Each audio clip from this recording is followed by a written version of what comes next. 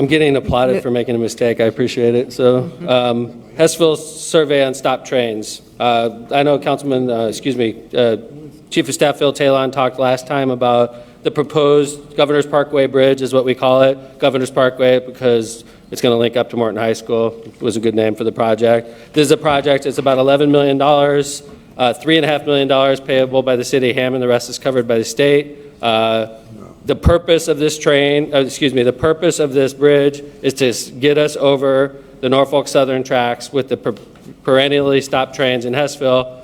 Funny enough, today, as I was driving around the city of Hammond, sitting dead stop, blocking all intersections in Hessville was the Norfolk Southern train, just like every day. It's funny we're talking about this today, but the problem is happening today, just like it's going to happen tomorrow, just like it's going to happen next week and the week after that.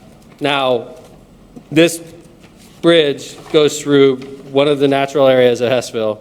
There are other natural areas of Hessville. In fact, there's a state, no, it's not a state park, it's a county park in Hessville that's way nicer than this and just a couple blocks to the north. But nonetheless, I would be remiss if I didn't acknowledge that this plan is somewhat controversial with those that are concerned with the environment. I acknowledge that hundreds of trees will have to be cut down to make way for this bridge, and each tree that's cut down will be replanted on a 2-for-1 basis. Absolutely. So what we did, we decided, I know we talked about this in the past between the council and I, to send a survey out to everybody basically in Hessville. The boundaries for this were 165th to the north, 8094 to the south, Kennedy to the west, Grand Avenue to the east. It's most of Hessville. If you lived east of Grand Avenue, it's not that we don't consider you in Hessville. We just think that you're probably going to use Klein Avenue and you're not going to go across those railroad tracks anyway. That's why we cut the line there. Those surveys, it's the biggest survey we've ever done. It's more like a political survey, gauges how much you're into this, how concerned you are about the parkland, how often you get stopped. I do have a copy of the survey on Go Hammond right now, if you're interested in seeing it. We sent those out this week as well, so not only we send the letters to Robertsdale residents about Forsyth Park, we sent the surveys out today.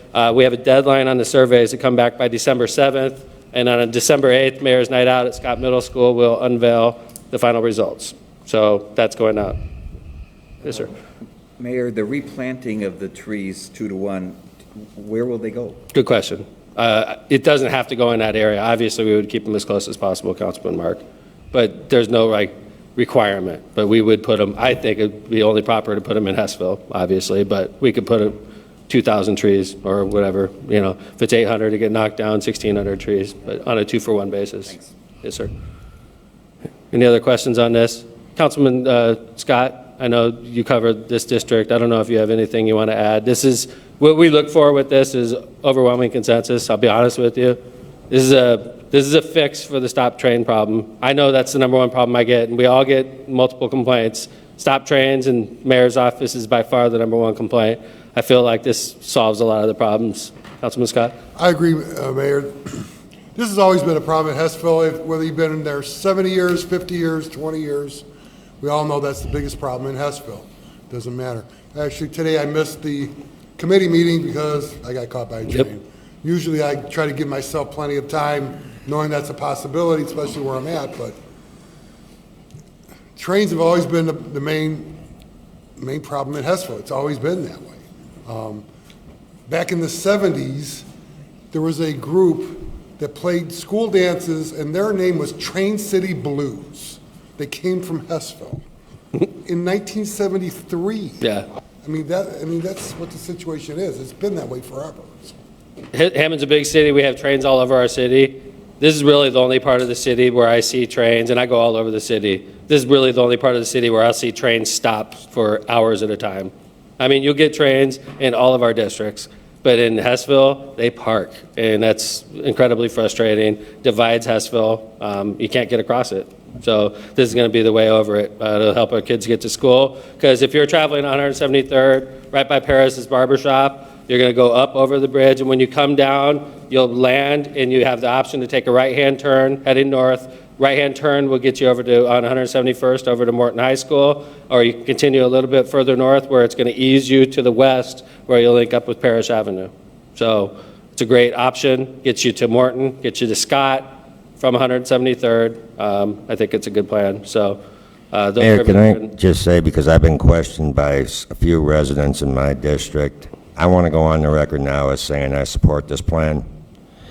Like I've said to Councilman Rakos and to yourself, that you know how much overtime money that train got me when I was working at the post office?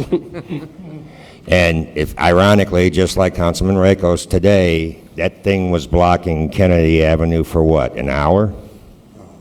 Longer. went around. I tried to get by there around I went around. 1:30 or 2. Well, I went to go pick up my grandson at 3:30, it was there.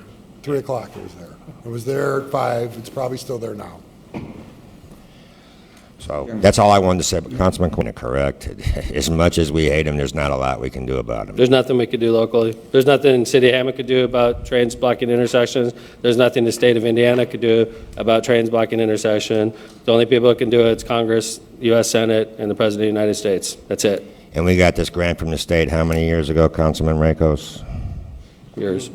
The Yeah, process started 2 or 3 years ago. Yeah, this has been years. And it's very well planned out. We recently started getting pushback from environmental groups.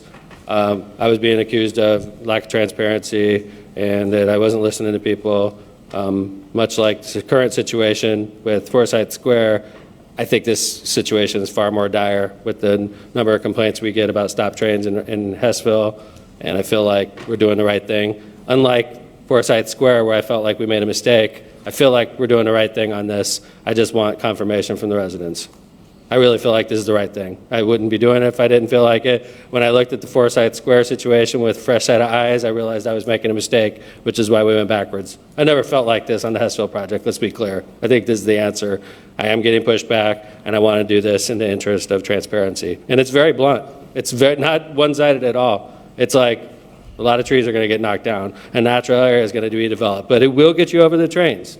And we do have the money. I think it's important, but I hope the residents back me up on that. And last